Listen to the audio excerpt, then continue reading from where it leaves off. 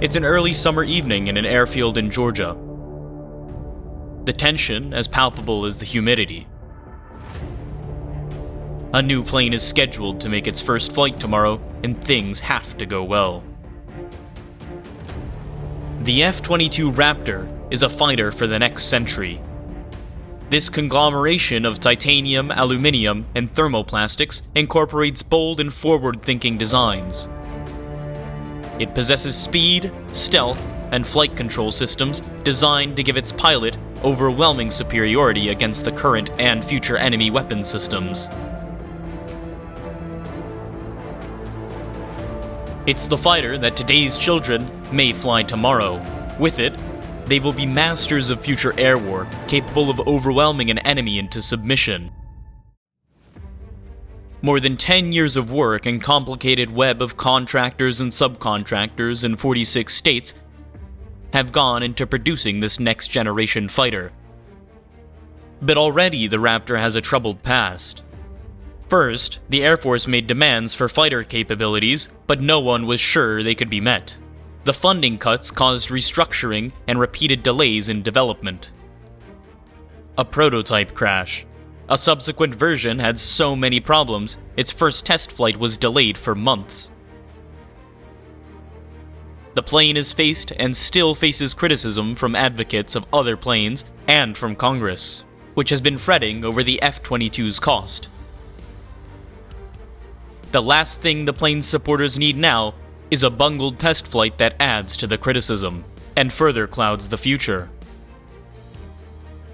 The people who know this plane immediately believe this is what America needed for the future. They are as ardent in the support for the F-22 as the critics are opposing in it. I coined the phrase once upon a time, so there are going to be two kinds of airplanes. There's F-22s and there's targets. But there are tests to be passed, and tomorrow will be one of them. Inside Building B1 at Lockheed Martin Aeronautical Systems in Marietta, Georgia, a deceptive peacefulness hangs over the assembly line. Work here is also done after months of preparation. An aircraft assembled here will take flight for its first time. A major milestone for even the simplest airframe. Sitting on a ramp some 2 miles away, the F-22 is not scheduled to take off for at least 6 hours, but already crew members are hard at work. They double-check and triple-check every last inch of the aircraft. Absolutely no one wants their assembly, their system, their one small piece in this $187 million puzzle to go awry. In fact, components on the ship 4002, as the aircraft is known here, have been meticulously tested and retested ever since the plane rolled out of the assembly hangar in February, some 4 months ago now. The day has come for this aircraft's maiden flight. The F-22 cannot stumble. The Raptor must accomplish what is called a flight with no squawks. That is a test flight that goes off without a hitch.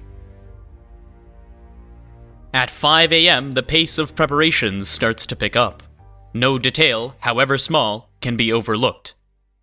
Not even the removal of a potentially damaging pebble. A cleaning truck patrols the ramp area, vacuuming up such debris. Lockheed Martin's security officer, Patty Howarth, holds a quick briefing to remind her staff of their priorities.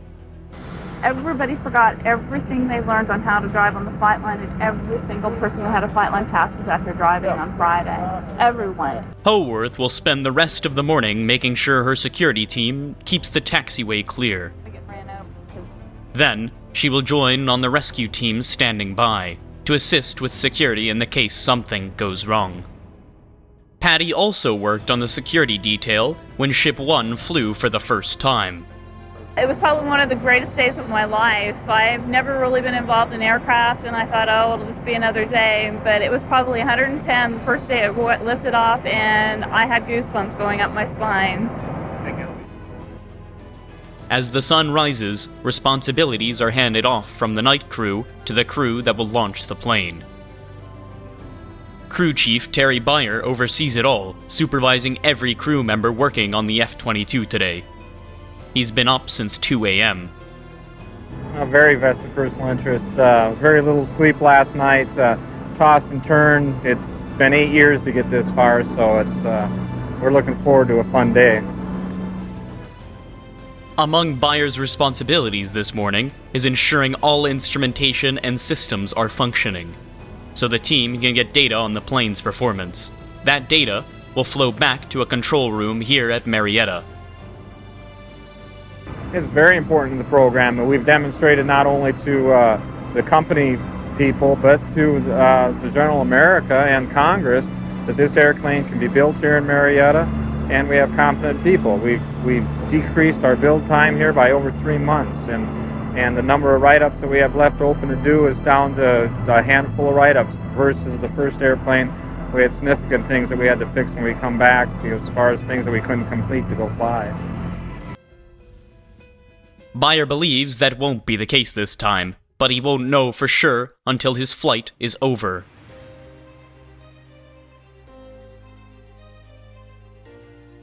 The man with the best vantage point to compare Ship 1 and Ship 2 is test pilot Paul Metz. Metz, who flew Raptor 1 on its first flight, is a former U.S. Air Force fighter pilot with more than 7,000 hours flight time and more than 33 years of experience. He's been the chief test pilot for the F-22 program since 1992. How dangerous is my job? They don't sell insurance too readily to us for this job, but quite frankly, the job has become much safer and much more controlled. If you look back to the early days of flight test, there were a great number of losses of life in aircraft. We're actually able to use simulators today to predict very, very well what we're going to see. After several flights in the first F-22, Metz thinks the aircraft will endure itself to future pilots in a number of ways.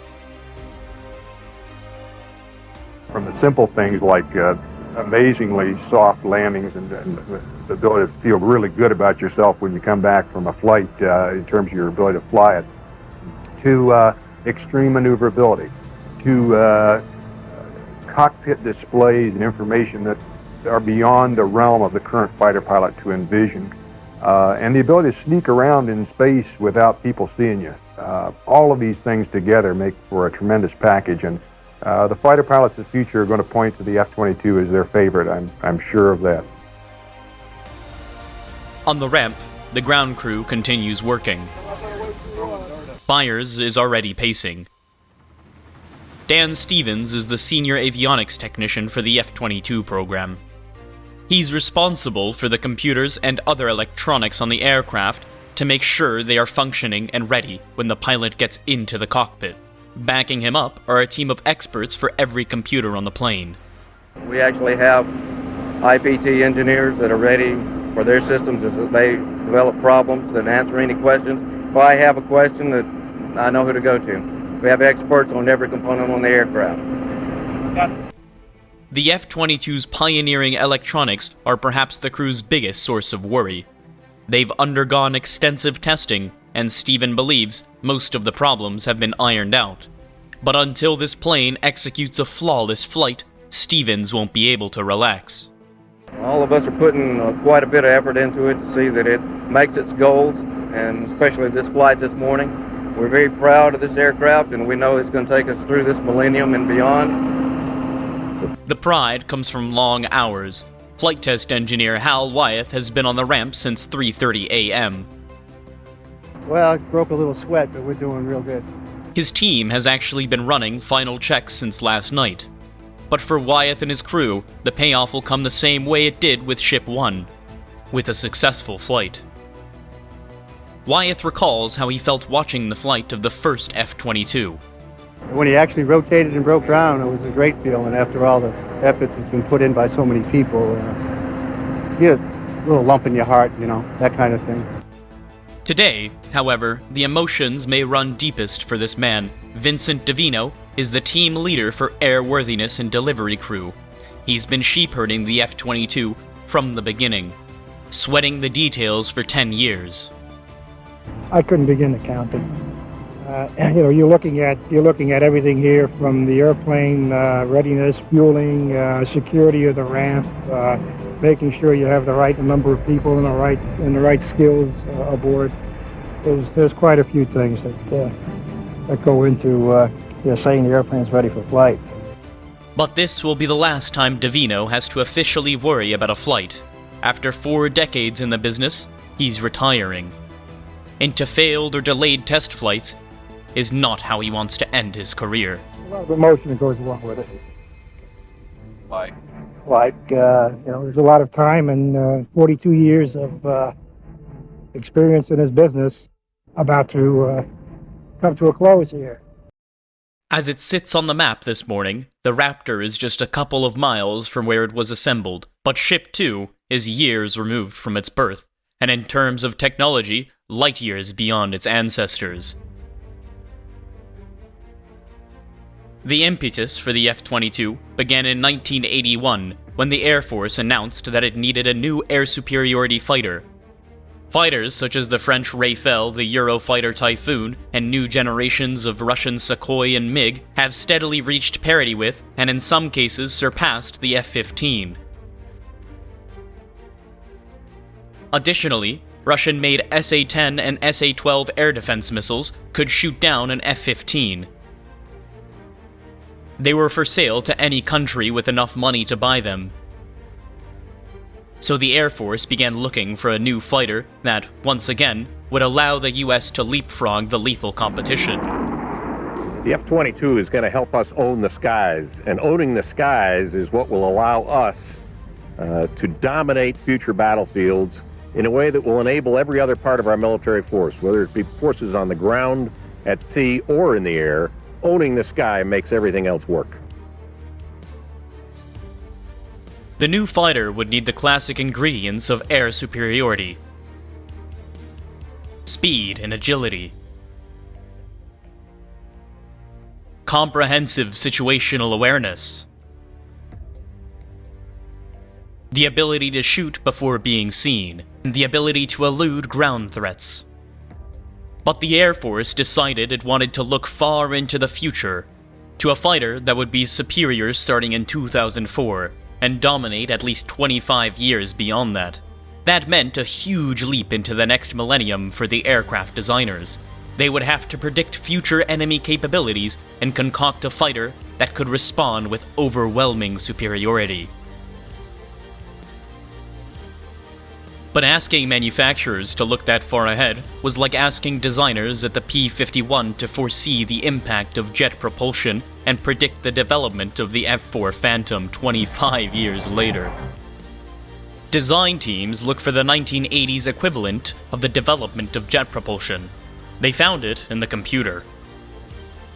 By 1986, a profound shift away from massive mainframe computers had begun with the miniaturization of electronics that opened new possibilities for design of the fighter for the next millennium. Under development at the time was stealth technology. Stealth modifies a plane's physical characteristics, primarily its external surfaces and heat signatures, to reduce its radar profile. The Air Force had already begun huge leaps in stealth with its F-117 fighter and B-2 bomber. Strategists have called for such an aircraft as the need and development for small expeditional forces to respond to regional conflicts around the globe. The stealth aircraft offered a perfect fit for such operations, in that it could carry out a mission quickly, with precision, without detection, and without the need for support aircraft. And stealth became a requirement for the new fighter. The Air Force also demanded that it fly at supersonic speeds without afterburner.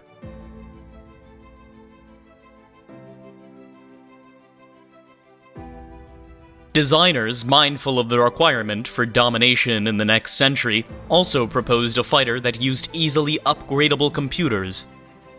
The computers would provide the pilots seamless situational information.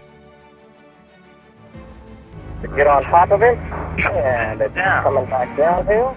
Computers would also coordinate with the other stealth technology to deny the enemy information about the plane's whereabouts.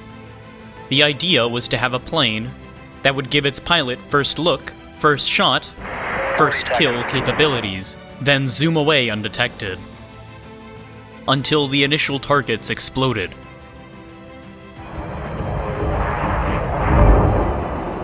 A third consideration arose from Congress. Federal budget constraints likely would limit the number of planes built, so the new fighters would have to be more with fewer numbers.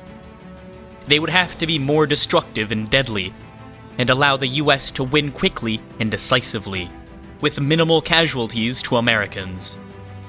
This airplane is the future of our country. It will allow us to own the skies over any future battlefield, and owning the skies over those battlefields is going to keep Americans alive. And that's what the mothers and fathers of America are going to want. But this futuristic vision required a lot of work.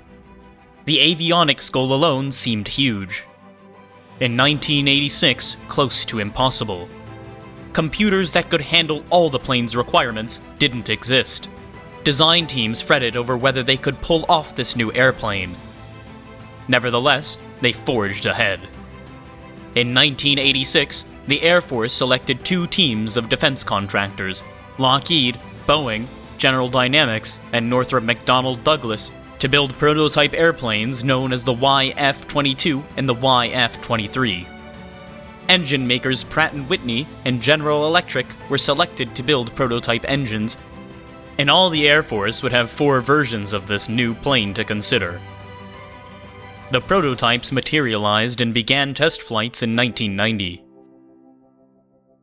Northrop McDonnell Douglas's YF-23 was a graceful aircraft with forward fuselage resembling a gooseneck stretched out in flight. Its wings created a clip diamond pattern with all edges swept forward or back by 40 degrees. When viewed from above, its broadly angled twin tails propelled the wing's leading edges. The YF-22 supported a slightly more conventional look, particularly in its shapely jutting twin tails and the more triangular shape of its wings. Designers of both planes incorporated several key developments in stealth, high-speed cruising, and avionics. To increase the fighter's stealth, designers reshaped internal and external parts of the aircraft. They changed how they treated its external surfaces through coating and irregular shapes. Designers also manipulated the plane's heat emissions to mask the fighters from infrared or heat-seeking detectors. The engine makers helped by reducing the need for afterburner to go supersonic. Also modified were the fighter's noises and colors to make it harder to detect by sonar and by the human eye. Ultimately, the fighter's radar cross-section, the element most crucial to foiling the enemy, was reduced until it resembled radar signature of birds and bees. Speed was another way the designers boosted the fighter's air superiority. Conventional fighters get their supersonic speeds through afterburner. But this consumes excessive amounts of fuel and can be used only for a short amount of time. The F-22 Pratt & Whitney engines can develop 35,000 pounds of thrust and push the Raptor to well above Mach 1 without using afterburner. That means the fighter can fly at supersonic speeds for longer periods of time, giving it a greater range of operation and enemies less time to react. Designers call this capability supercruise. It significantly exceeds the capabilities of engines powering the Air Force current F-15 and F-16 fighters. Finally, the designers incorporated the latest developments into computers to create avionics that give the pilots superior situational awareness.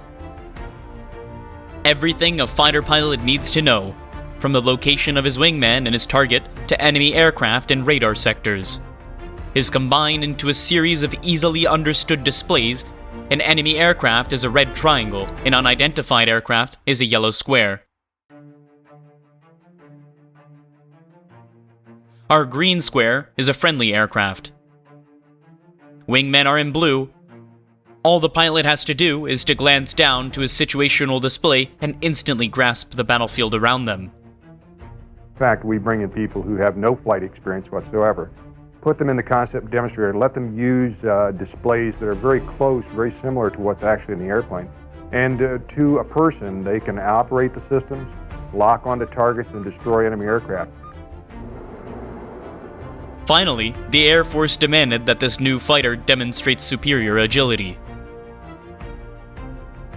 On the YF-23, agility was attained through traditional means, aerodynamics and flight control surfaces. But the YAF-22 added thrust vectoring, using nozzles on the back of the engine to direct thrust up or down.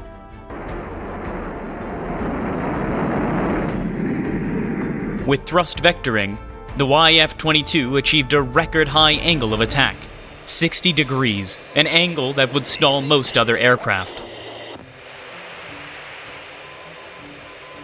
I now announce. In April 1991, U.S. Air Force Secretary Dr. Donald Rice announced that the YF-22 with its Pratt & Whitney F-119 engines would be the design for its future advanced tactical fighter, citing better capabilities and lower costs. The Air Force awarded the winning team a $9.5 billion contract. While design work began on the newly dubbed F-22, the Air Force continued test flights on the YF version. On April 22, 1992, while returning to Edwards Air Force Base in California, the YF-22 began oscillating severely, 40 feet above the runway. Pilot was unable to regain control. The YF-22 crashed and burned.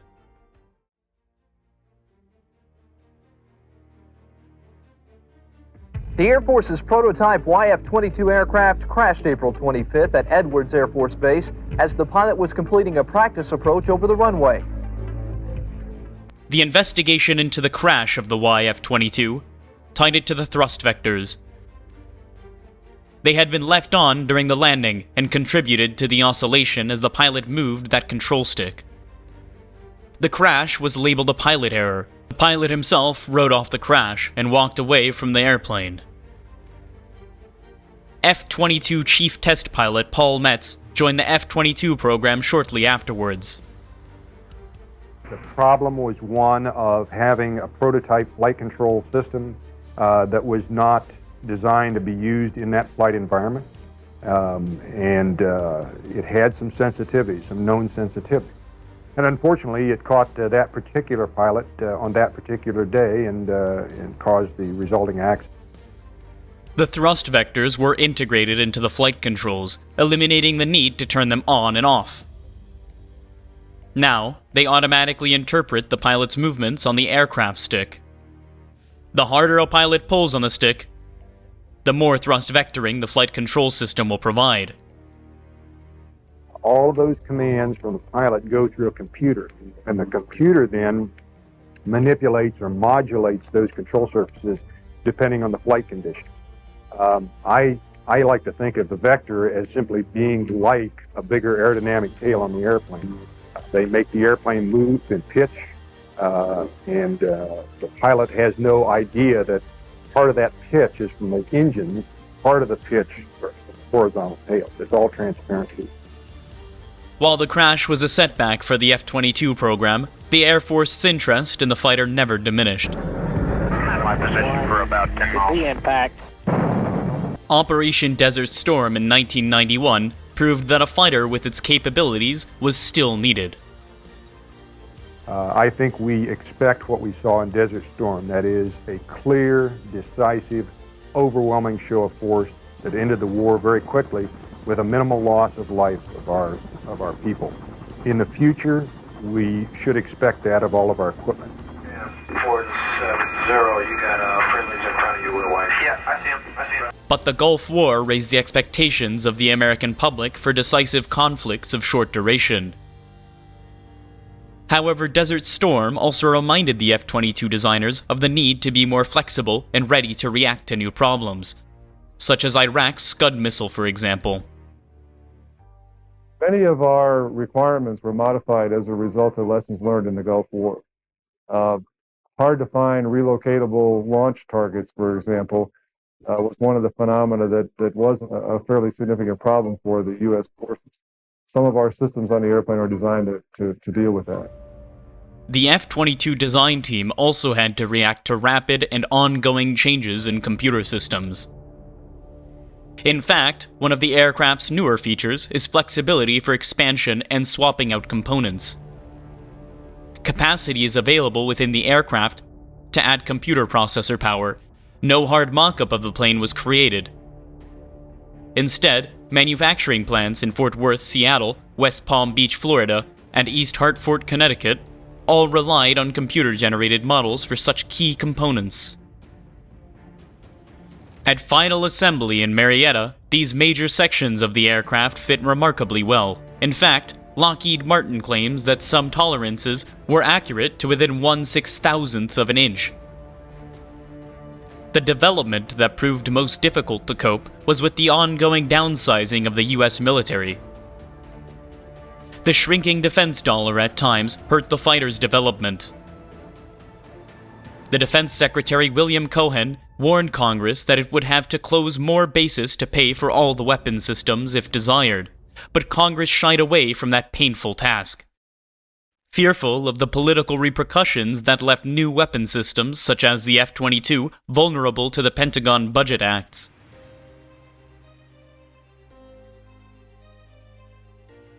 Against this backdrop of uncertain federal support, Lockheed Martin unveiled within fanfare its first F-22. On April 9, 1997, the company announced that this aircraft would take its first flight by the end of the following month. But that first F-22 stumbled badly out of the gate. One problem followed after another, and the program quickly fell 3 months behind. Finally, on September 7, 1997, Metz took the first F-22 into the air. That flight tested the aircraft's handling characteristics and engine performance through different power levels.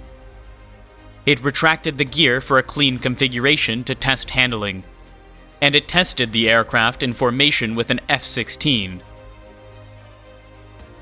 The roughly 1-hour flight demonstrated the plane could fly. Lockheed Martin and the Air Force called the problems that delayed the first F-22 minor, although the repairs were sometimes complicated. But the delays gave critics ammunition. A military cost review agency twice warned that the F-22 was a risk of billion-dollar cost overruns. Congress complained too many technical problems, and too few test flights. Senators warned that this $187 million plane might be stuck dead if its price per copy kept climbing. The F-22 supporters responded by reminding Congress the fighter was far from a conventional aircraft. Thus, its cost and development were unpredictable. In my personal opinion, this program has had an unprecedented focus on cost and cost control. We have been what's termed a cost reimbursable contract, principally because we're busting the frontiers of many new technologies on this program, and you can't very accurately predict where that's going to lead you as you bring these technologies online. If you look at this program in terms of its complexity from any historical measure, we believe we're going to deliver the airplane about 25% under what many outside experts think it should cost. So that's rather revolutionary in its own. Haunted by criticism, this team at Lockheed Martin in Georgia redoubled its efforts. They have succeeded in getting the second F-22 ready for its test flight, a full 9 days ahead of schedule. But being ready is not the full measure of success. and the pressure for a perfect flight only increased. At 9 a.m., everyone who works on the F-22 flight line, from engineers to stockroom clerks, stops what they are doing and heads out to the runway. We're doing a FOD walk this morning, and FOD is foreign object damage. Any item, a pebble, a rock, any MSP item that might happen to be on the runway could damage the engine. And we are out here this morning to prevent that from happening. Flight walks are performed once or twice a week at fighter bases. But with this plane, FOD walks are done any time it is scheduled to have its engines running. The workers fan out and scan the pavement for anything that the vacuum truck may have missed. Something that small can nick an impeller blade and cause it to be off balance. If it's bad enough, it comes apart just like a hand grenade in flight. So we want to be very careful that we get everything off the ramp that we can see. At the end of the walk, all the workers' bags are carefully collected. There is no prize for the worker who turns into a bag with the most debris. A FOD-free airplane, that's the prize, no busted engines. With the FOD walk completed, the ground crew begins at its last-minute check. Optimism runs high, but it's short-lived. Suddenly, there is a problem. A small hydraulic leak has been discovered. The pre-flight timetable is halted. For how long? No one knows. 2 hours have gone by. But relief and optimism return. The hydraulic leak has been fixed. Test pilot Paul Metz arrives. He greets Bayer, the crew chief, and the two duo walk around inspection of the fighter. The boom on the F-22's nose reflects the test phase of this aircraft. The antenna sprouting from it will send data streaming back to the small white building. This is the nerve center for the test flight. The building is full of engineers who monitor every system on the F-22 while it's in flight. The ground crew conducts another FOD walk. It's now 11 a.m., and an anxious crowd of Lockheed employees and curious reporters have gathered to watch this F-22 make its first leap skyward. Metz climbs into the cockpit. Bayer assists him in buckling up. Starting an F-22 is almost as easy as starting an antique car. Early designs required the pilot to complete 17 steps. But for all its complexity, this F-22 asked him to do just 3 things. Turn the battery on, push the auxiliary power, switch to start, and move both throttles to idle. The airplane's actually very simple to operate. It only takes a few switches to get it started. And once we get it started, we have to go through a number of checks with the airplane to get it ready for flight. Bayer signals to Metz to bring up the power. Metz talks to both the tower and the control room. Running through more checklists on the ground, Bayer, the crew chief, listens in and paces some more. Now, the plane is ready for its initial move or roll check. Metz eases the jet half-roll forward and taps the brakes. Bayer now begins signaling to Metz to head toward the runway. As he rolls out, Metz is engaged in a constant conversation with the control room, running checks for all his systems. He also talks to the pilot of the F-16 chase plane to coordinate takeoff and rendezvous. Metz taxis forward toward the runway, testing his rudder, closing down his engine nozzles. He stops again for what is called the last chance inspection. Bayer gives him a thumbs up and hands them over to the tower. The aircraft rolls to the head of the runway and prepares for takeoff. It is now 11:30 a.m. The chase plane heads out. The F-16 will be Metz's eyes outside of the plane, looking for problems, visually verifying all aspects of the test flight. Now, the moment has come. All the months of effort boiled down to a single motion of the left hand. Metz eases the throttle forward and adds power to the engines.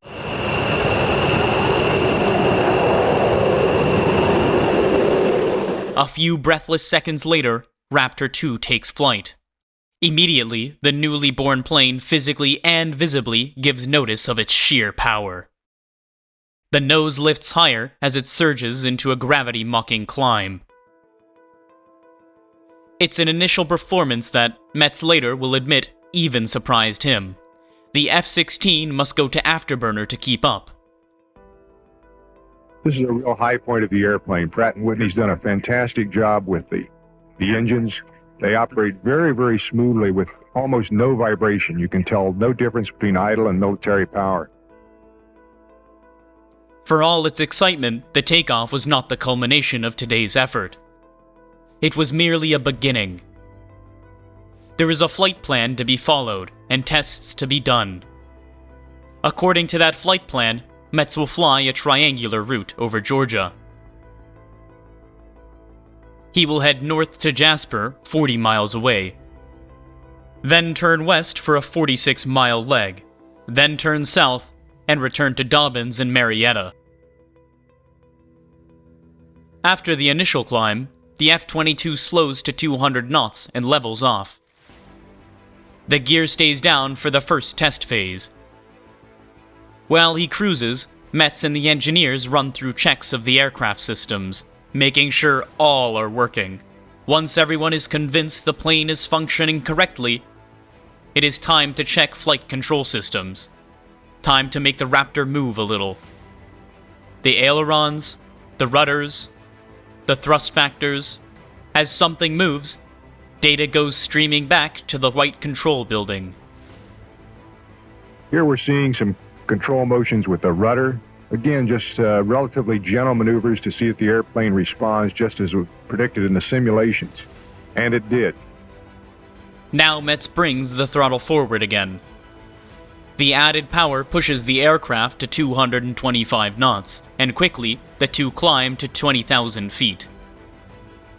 Now comes a critical step. The landing gear is tested. It retracts smoothly and is lowered again.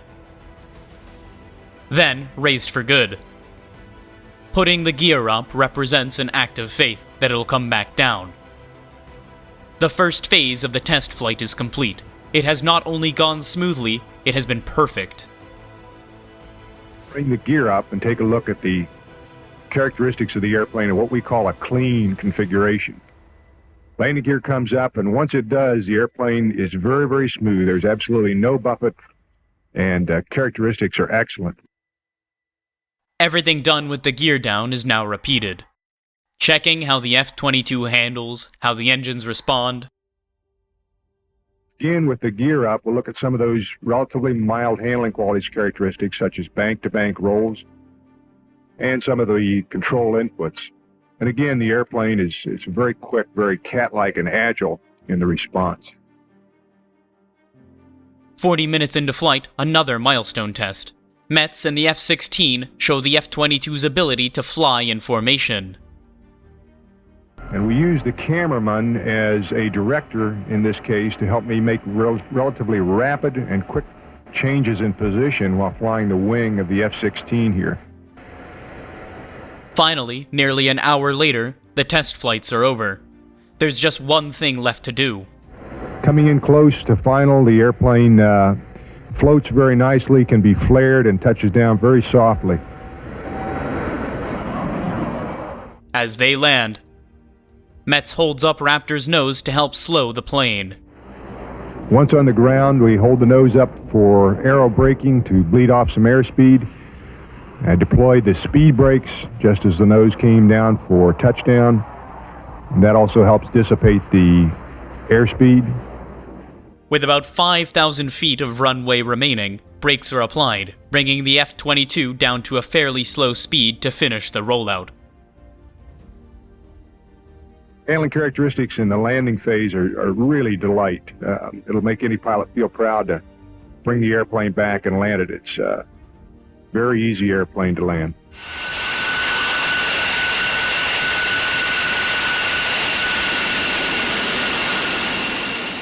As the spectators applaud, Metz brings forward the F-22 over towards them and lets the plane take a bow. These are the folks that are really responsible for getting me in the air.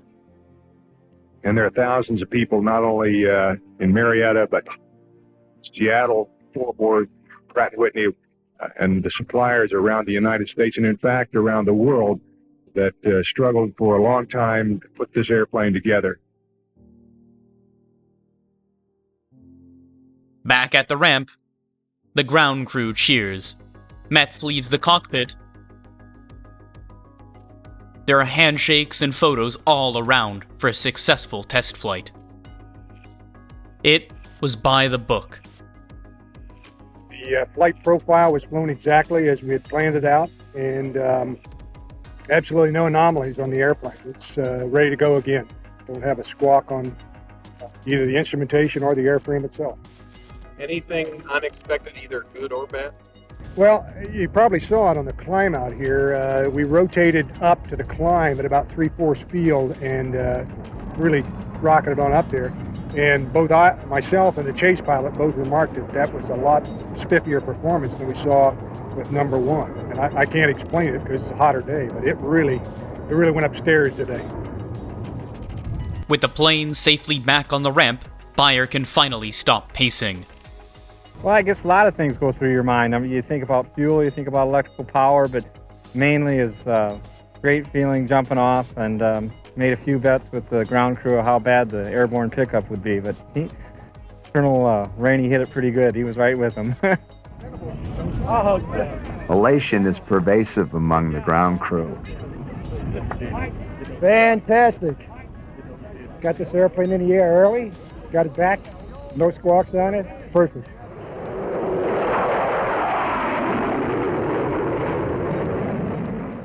This successful test flight does much today to chase away the program's demons. The F-22 team has proven it can deliver a test flight early and with flawless results.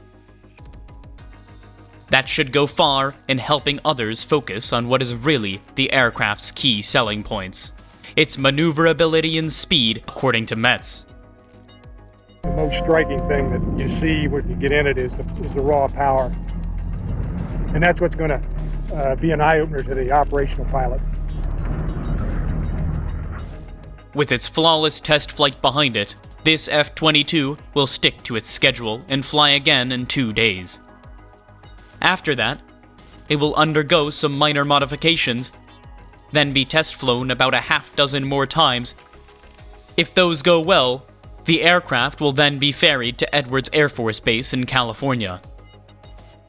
What will join the first F-22 in future test flights. The naysayers in Congress, meanwhile, will be forced to consider that this plane made its test flight 9 days early without a single hitch, and demonstrated some exciting fighter capabilities. I think the reliability we're seeing and our ability to hold to schedule with this complex system are both very strong testimony to the fact that the program's coming together. Beyer agrees.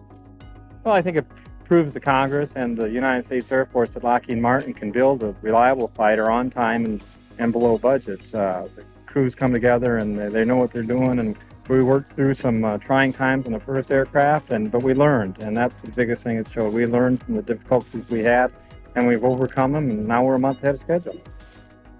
Now, Beyer is ready to announce the last step. Today for the crew, it's not more testing or more analysis or even reviews, although those will surely go on as well. Well, I think everybody's going out tonight and unwind a little bit, have a good time. So we'll enjoy ourselves.